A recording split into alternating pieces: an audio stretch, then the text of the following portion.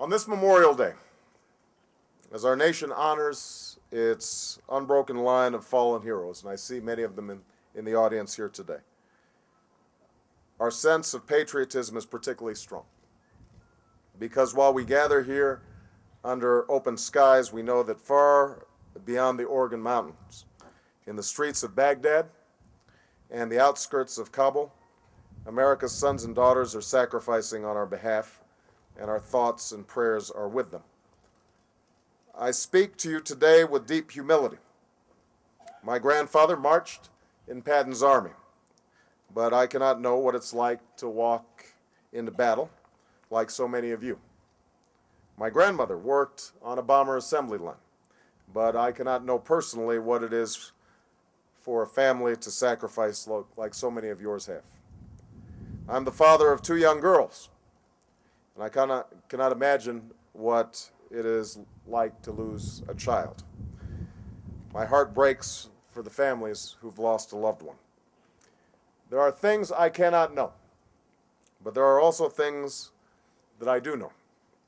I know that our sadness today is mixed with pride, that those we've lost will be remembered by a grateful nation, and that our presence here today is only possible because your loved ones, America's patriots, were willing to give their lives to defend our nation.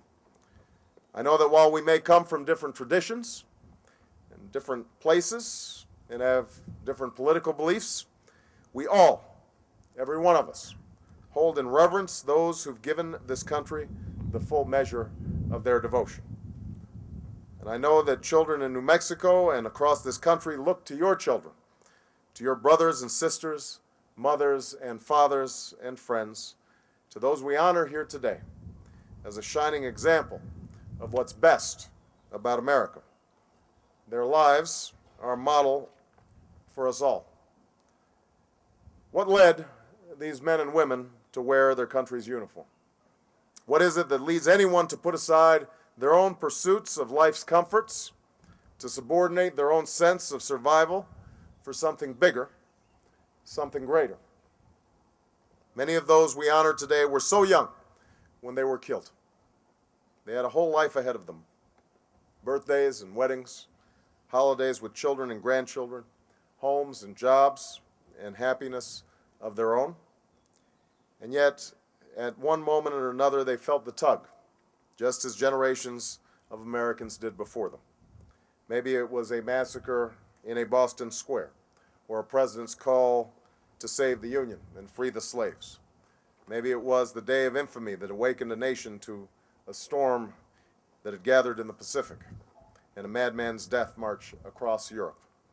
Or maybe it was the morning they woke up to see our walls of security crumble alongside our two largest towers.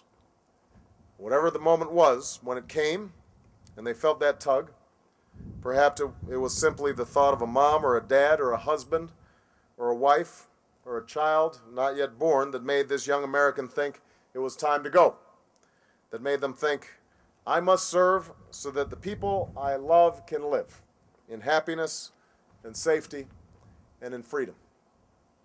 This sense of service is what America is all about. It's what leads Americans to enter the military. It's what sustains them in the most difficult hours. And it is the safeguard of our security.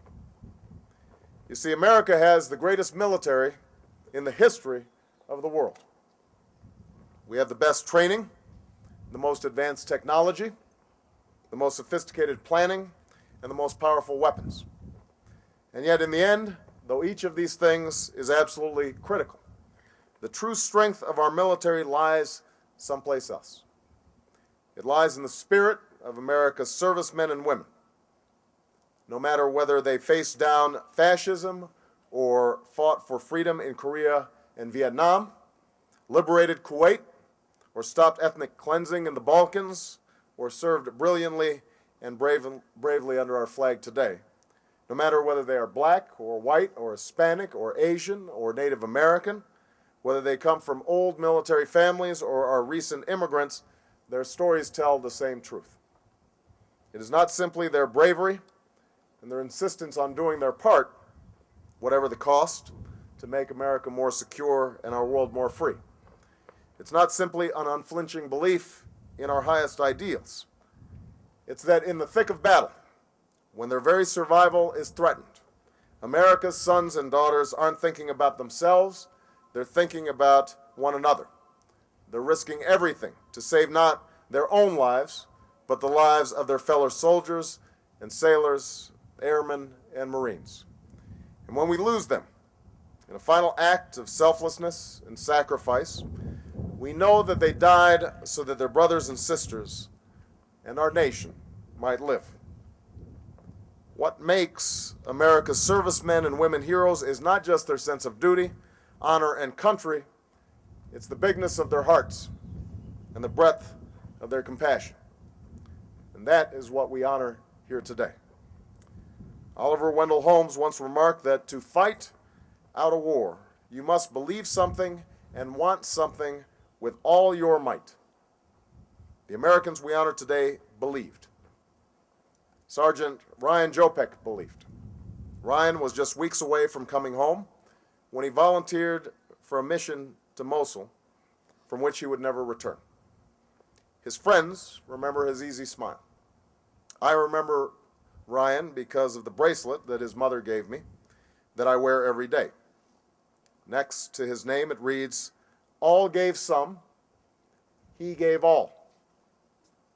It's a living reminder of our obligations as Americans to serve Ryan and his compatriots as well as they have served us, as well as the wounded warriors I've had the honor of meeting at Walter Reed have served us, as well as the soldiers at Fort Bliss and the troops in Iraq and Afghanistan and around the world are serving us. That means giving the same priority to building a 21st century VA as to building a 21st century military. It means